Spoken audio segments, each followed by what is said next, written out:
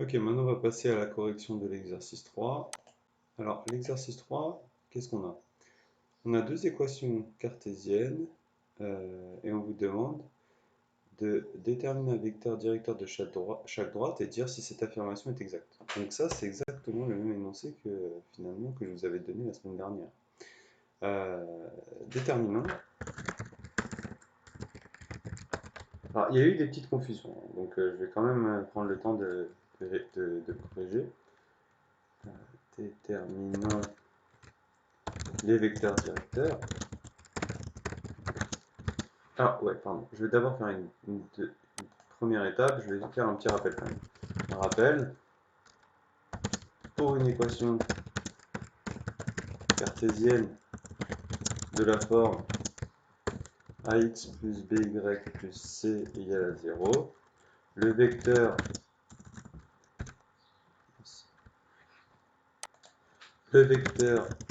directeur associé à cette droite est moins b. Ah, d'accord.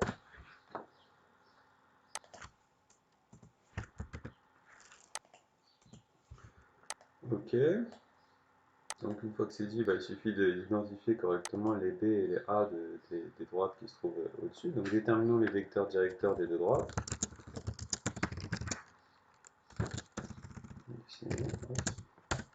Donc la première droite, qu'est-ce qu'on a?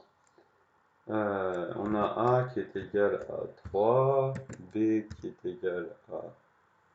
Attends, petit espace, pardon. B égale à 6, C qui est égal à moins 9. Finalement, le vecteur directeur est... Donc je vais l'appeler U1.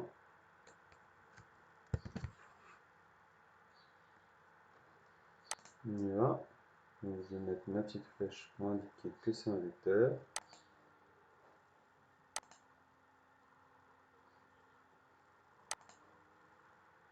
Ah, mince.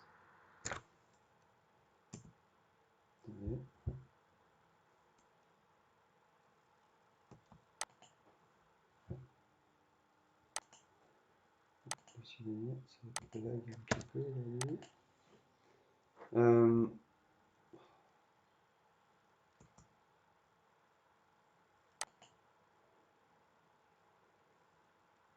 D'accord. Donc j'ai mon vecteur U1, pardon, et les coordonnées associées sont donc finalement moins B, donc moins 6, A, 3. D'accord. Pour le 2, c'est exactement la même chose, hein. Je vais pas m'identifier parce que c'est un petit peu. Donc je vais juste écrire directement le vecteur directeur de la deuxième droite. Le vecteur directeur de la deuxième droite, c'est tout simplement pareil, moins b, a. Donc on y va. Je vais l'appeler U2, donc vecteur directeur pour la droite 2. Et on va donner les coordonnées.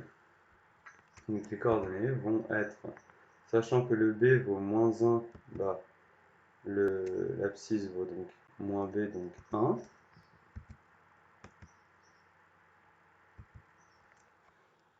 Et moins b vaut 1, et a vaut 0,5, tout simplement.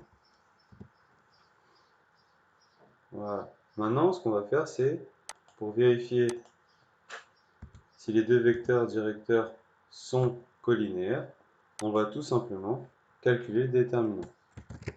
Le déterminant de ces deux vecteurs. Donc, on y va.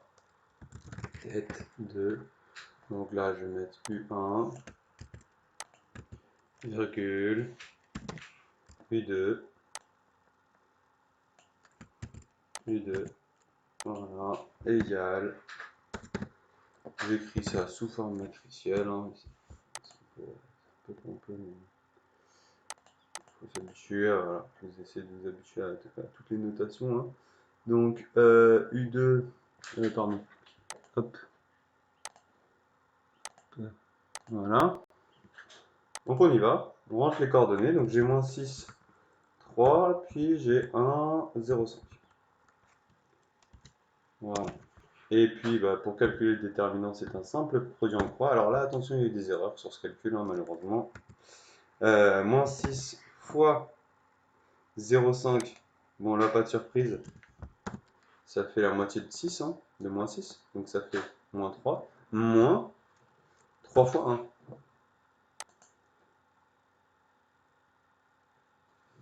3 fois 1, ça fait moins 3. Donc j'ai moins 3, moins 6. Moins 3, moins 3. Ce qui fait moins 6. Et c'est donc différent de 0. Et on conclut, U1 et U2 ne sont pas collinéaires. Les vecteurs directeurs ne sont pas collinéaires.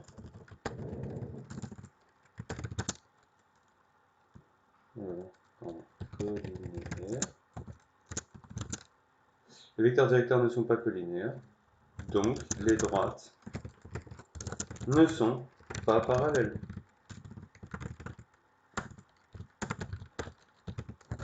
Voilà, tout simplement.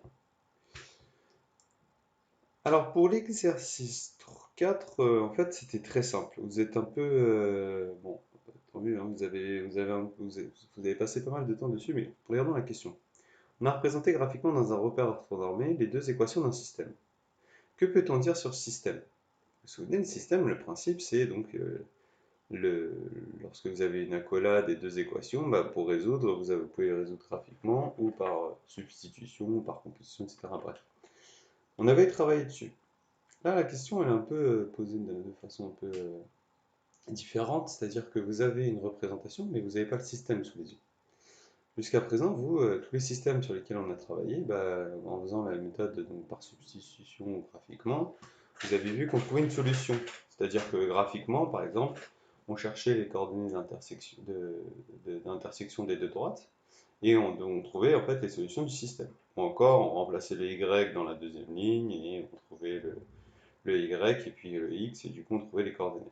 Là, le problème, c'est que si vous utilisez la méthode graphique, c'est-à-dire vous déterminez l'intersection entre les deux droites pour trouver la solution de votre système, voilà, vous voyez bien que ça ne peut pas marcher puisque les deux droites ne se croisent jamais, puisqu'elles sont parallèles.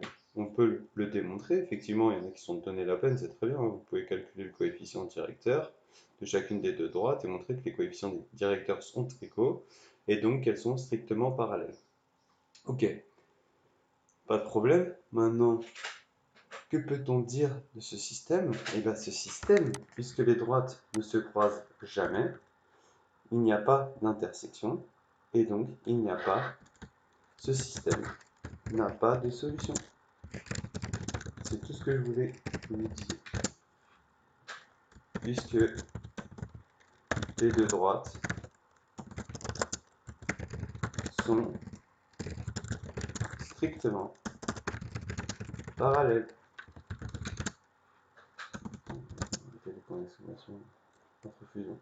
Voilà pour le devoir maison. Donc le barème c'était 6, 5, 5, 4. Voilà, n'hésitez pas à m'envoyer vos questions. Si besoin.